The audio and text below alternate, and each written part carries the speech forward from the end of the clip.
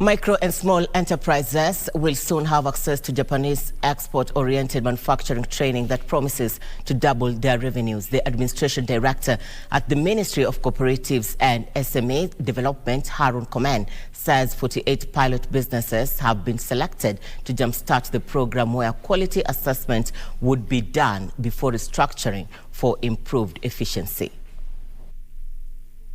How you did your things yesterday should not be the same way that you do tomorrow, because the environment changes from time to time, and the needs of your customer also, they change. To enable them integrate into the global value chain through the trade and investment, include the linkage with the foreign direct investment. Quality and productivity improvement, financial management, and sales and marketing.